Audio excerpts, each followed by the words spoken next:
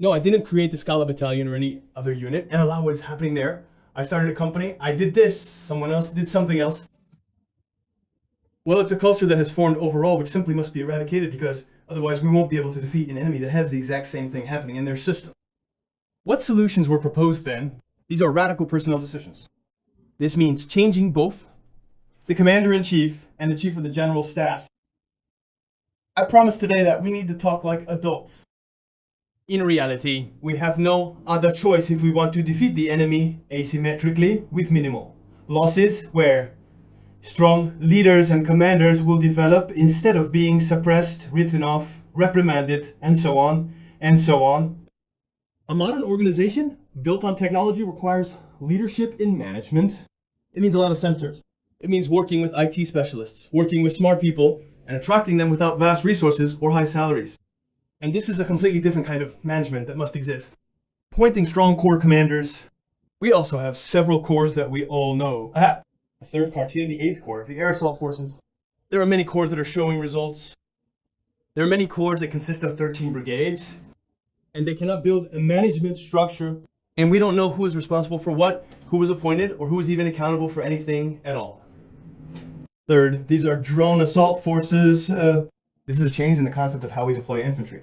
Well, a decree has now been signed to create operational response forces. I hope this would become the basis for drone assault units in the sense that technology does the fighting and we lose drones, not people, before the infantry moves in. Because we need to fight for every person. We simply cannot mobilize the same number of people as the Russians do. We need to create asymmetry. Everything that works for us relates to technology and asymmetry. This is about straightening the front line and implementing a doctrine. Won't go into long details here. This means that we need to avoid losing people where we don't have to, and we need to rely the terrain and the situation to ensure we minimize personnel losses while building defensive lines that will allow us to wear the enemy down to the maximum and stop their advance. Distributing all resources through the corps. And we have actually discussed this. It involves people, drones, artillery, training, and so on. Currently, corps are positioned in a sector, but are not responsible for distributing anything. Who is responsible for the frontline sector? The brigade. Yes, the brigade is within a corps, and the corps should operate at operational depth to reduce the burden on the front line. But the brigade doesn't receive airstrikes for this, the corps receives them. So there's a situation where, in the end, no one is responsible for the first line. And that is why this basic level of provision has the task of ensuring that brigades and corps have the means to carry out their missions and to forecast things. Also, we have more of a backstory. It doesn't really concern today's meeting. This is about how we need to build an academy of modern warfare. We need a leadership school. And we need the president to create this academy so that we have a school that teaches how to fight, so that we have something like a school for captains where we demonstrate modern doctrine, what we are doing, what is working for us at the front, how we apply this experience so that we generate new leaders who will be capable of developing and managing staffs and units. Also, there is the consortium on ballistics and anti-ballistics. There is good news here. This consortium was signed on Monday and everything is moving forward here. Closing the sky. We have discussed the organizational problems today and victory. In the economic war, everything here is also moving along quite well at the moment. I will not speak about the 10th point. It is, let's say, a bit classified. What else? Transformation of the defense forces themselves, opening up, we discussed this, opening up controlled exports and suppressing corruption in procurement. About procurement, I think you will have questions, we will answer them, but in reality, we have managed to do a lot. Both opening exports, which will be working soon, and suppressing corruption in procurement, and we have started the first stages. This is an important slide that shows what asymmetry and the courage of Ukrainian soldiers lead to. This is the loss and deoccupation of territories, starting from October to June. Red is what we lost, yellow is what we managed to take back. You can see a positive trend. Starlink became a complete game changer in January and February. The Russians could not replace Starlink with anything. The Russians continued to lose people, their infantry. Their advances are no longer group-based, not by small groups, but by individuals. And they are having big problems because of this. This is the monthly Russian casualty rate. What kind of situation is taking place? We continue to take out 27,000, 35,000 Russians thanks to the E-Valley system. The next slide is also important because of the E-Valley system. This is the statistics of drone strikes at 20 plus kilometers. Look at the dynamics. how many 20+ kilometer targets we were hitting in January and how many targets we are hitting in June.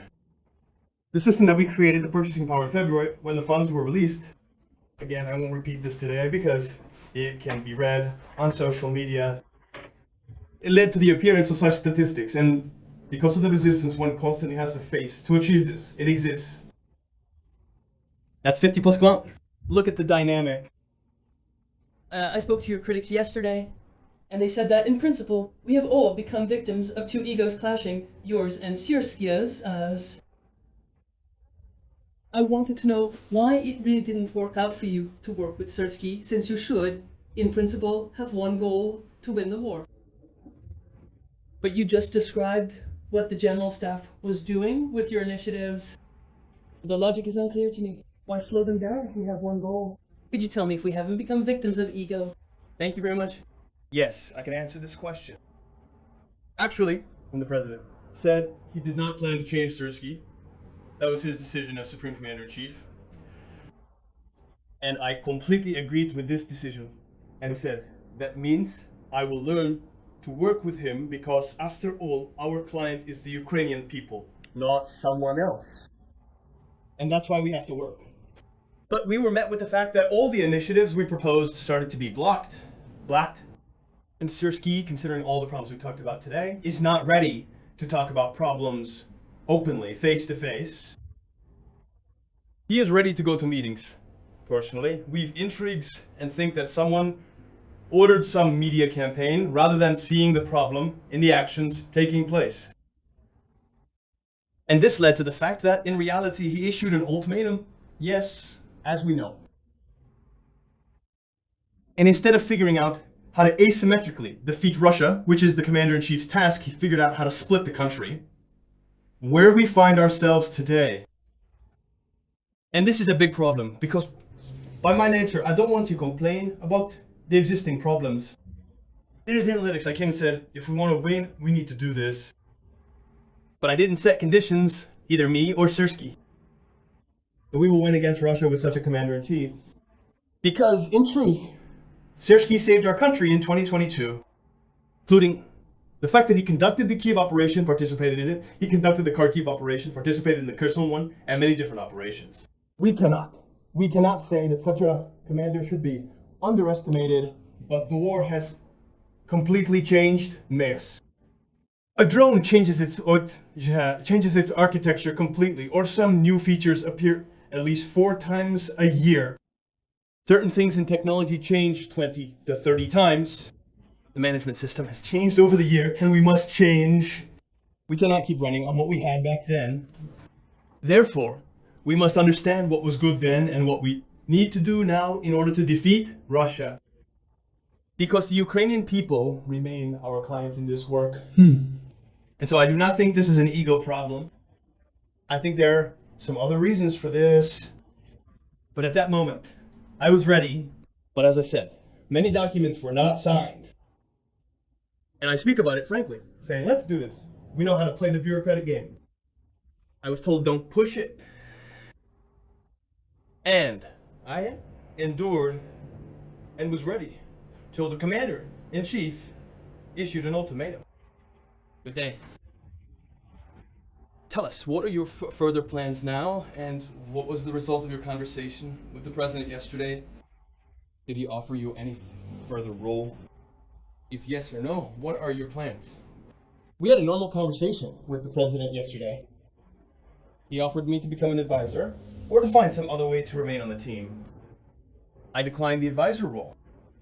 I never had a goal to become a minister, stay a minister, look for positions, and so on. In principle, in today's meeting with you, is what I do, well, as I believe, based on my inner values. I mean, I see that one needs to tell the truth. You cannot be a hostage to any obligations. For 7 years, no one could criticize me or engaging in political activity, corruption, building schemes, or some kind of shady business. For 7 years, I have been working alongside the President on reforms and have been in the hot spots of the country's transformation where I was sent. But today the question is not about me. Today the question is about all of us. We either close our eyes and say, okay, let everything be as it was, or we say, stop, the Ukrainian people know how to fight, know how to fight. In 2022, the Ukrainian people rose up and showed the Russians that they had underestimated the Ukrainian people. And Ukrainians have the tools to stop the enemy now. And we must not be like the Russians. We must change our approaches, and we must tell the truth. Therefore, the conversation was normal, but let's put it this way, the choice was probably made, or will be made. I don't know. But today, my task is to show what we have done and speak about the risks that await us all. Because I have been doing this for 4 years, 24/7. I don't want to look my children in the eye later, knowing I didn't speak about what is actually happening. By the way, most of what I told you today, I have been saying all along. You can watch my interviews. I didn't come out with a sensation talking about something new and shocking. I simply systematized it and showed the problems we are facing and what needs to be done. Well, we've read and seen for a long time that one of their advantages is that they managed to solve the mobilization problem, and at the same time, there's an expectation that Russia will carry out the mobilization in the fall. Therefore, please tell me, what is your answer to this measure, to the issue of Russian mobilization? What was your plan to counter it? Look, for 6 months, I did not respond to hate regarding mobilization at all, in order to avoid the situation that arose today, and which, in essence, the Commander-in-Chief of the Armed Forces brought us to. I don't know that story. In order not to say it wasn't me, and to avoid any responsibility that might exist. But who does the TCK Recruitment Center report to? To the ground forces. Who do the ground forces report to? To the Commander-in-Chief and the General Staff, who handle and oversee these issues. And policies are formed, such as the policy where masks must be worn. But let's speak frankly, if we agreed to talk like adults today, they wear masks because there is no accountability for attacks on the TCK. It's another problem and there's another answer. So there is no black and white side here. But in reality, the issue of mobilization cannot be solved without addressing the questions I showed you. Because do you know what young people are discussing right now, Matt? Aren't discussing the new contracts we launched, the 2-year ones, the 14-month ones, and so on. They are discussing the ex-commander of the 155th Brigade, who did the greatest evil that could possibly be done during a full-scale war. And they are discussing assault unit specific situations, because in assault units, let's not generalize right now, there are specific situations that took place there. Therefore, it is impossible to solve the issue of mobilization without a new social contract and without real changes in the military. Why is the 3rd Assault Corps the largest corps across the entire front line?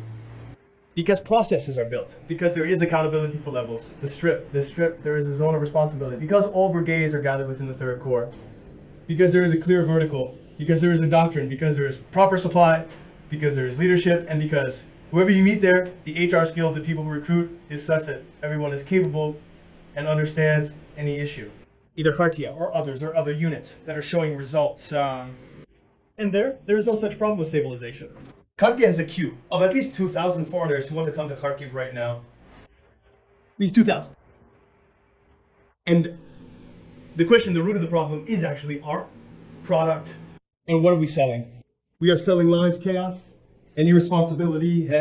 Go, it's not mine there, or what is we are selling. That is why we need to change our product fundamentally. Ukrainians have earned this with their work and their service. And there is a large number of people in the army who can do much more if they are given freedom and their leadership is supported. And they will not run away from the battlefield. And all these fakes that Syrskyi can hold the front because he is some kind of dictatorial, authoritarian type. Ukrainians stopped the Russians because they made the decision, they went out and stopped them. Ukrainians know how to take responsibility. Ukrainians do not need someone above them with a baton who will push them to the front line for 10, 15 days under drones. Ukrainians make their own decisions, go take on risks, understand for themselves, sit in the trench themselves, and know they are doing it for their families, not because they are afraid to go AWOL or anything else, but because they bear responsibility. And these guys, they are the ones holding up this geopolitical situation in the world today. They need respect. They need normal contracts. They need service terms. They need the ability to transfer. They need normal leaders who listen to them. They need normal social support, many different things we must implement, but by building systemic solutions. No, I didn't create the Scala Battalion or any other unit and allow it